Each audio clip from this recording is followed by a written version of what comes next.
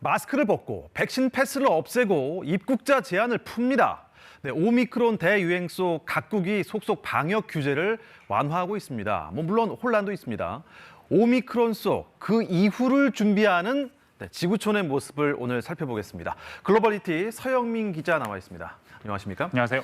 오미크론이 현재 대유행 중 아니겠습니까? 그런데 방역을 푸는 나라들이 있습니다. 네, 특히 유럽 국가들이 방역을 많이들 풀고 있습니다. 일단 덴마크는요, 실내 마스크 착용 폐지했고요. 노르웨이는 사적 모임 인원 제한을 푼 다음에 백신 패스도 폐지할 계획입니다. 스웨덴은 의료 종사자나 취약층이 아니면 검사도 안 하기로 했고요.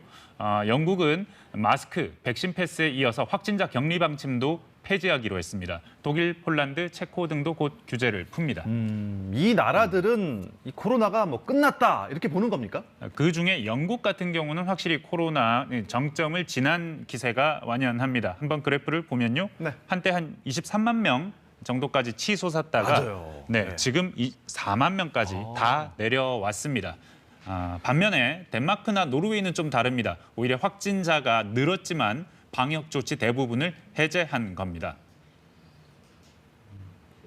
And since it no longer is critical to societal functions, in particular hospital capacity, there was not really a reason to maintain that status of the disease. 그렇다면 이 오미크론을 관리가 가능한 질병으로 판단한다는 겁니까? 네, 중증 환자가 많지 않아서 의료 체계가 충분히 감당할 수 있고 백신도 많이 맞았으니까 괜찮지 않겠느냐 이런 겁니다. 계절성 독감처럼 토착병 수준의 엔데믹이 될 것이다 그런 관측인데 미국도 실제로 확산세가 꺾였습니다. 80만 명대까지 치솟았거든요. 진짜 많았거든요. 네, 근데 지금 3만 명입니다. 다 내려왔죠. 마스크 착용 의무화는 대부분 폐지했고요. 뉴욕은 백신 패스도 종료를 했습니다. 미국 또한 일상으로 돌아가는 선택을 하고 있다고 봐야겠네요. 네, 일단 지금 노동력, 구인난이 굉장히 심각한 상태인데 이게 대부분의 선진국이 마찬가지입니다. 같은 맥락에서 관광객 수입 의존도가 높은 동남아 국가들 하나둘씩 국경을 열고 있습니다. 목적은 단 하나, 경제 살리자는 겁니다.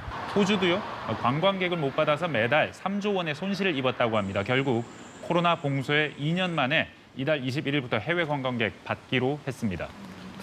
그런데요, 조금 걱정되네요. 이렇게 규제 다 풀어도 되는 상황인 겁니까, 지금?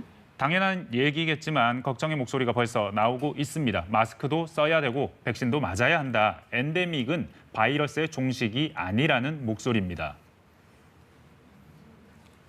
We have seen the virus evolve, mutate, and in fact the Omicron variant. So we know that there will be more variants of concern, and so we're not at the end of the pandemic. 하지만 또 다른 한편으로 보면 방역에 지친 시민들 실력 행사에 나서고 있잖아요. 맞습니다. 곳곳에서 갈등이 빚어지고 있습니다. 캐나다가 요즘 굉장히 뜨겁죠. 백신 접종에 반대하는 사람들이 트럭 시위를 벌이고 있는데 3주째입니다.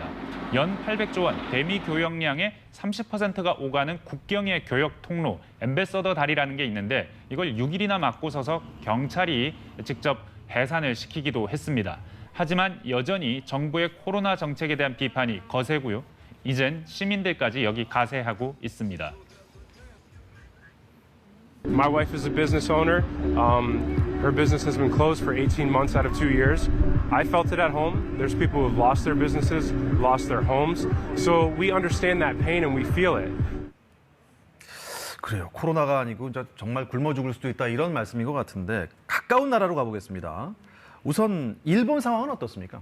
일본이 한때 신규 확진자가 한 50명이다.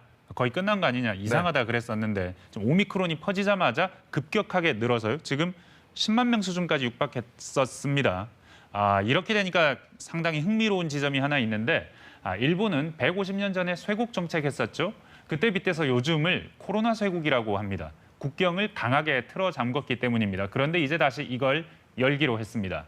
주재원, 연구인력, 유학생들부터 차례대로 입국을 허용한다는 방침인데 사실 외국인의 입국을 아예 막는 나라는 사실상 일본이 유일했었기 때문에 이걸 두고 비과학적인 거 아니냐 하는 해외 비웃음을 사기도 했었습니다. 그래서 외국 기업들의 불만이 최고조에 달했었는데 결국 포기를 한 겁니다. 자가격리 기간도 7일에서 3일로 줄이는 방안도 검토한다고 하네요. 네. 그리고 참 특이한 숫자가 확진자가 한 명도 없다. 이렇게 중국 방역의 우성이다. 이렇게 주장하는 중국. 제로 코로나 계속 될까요?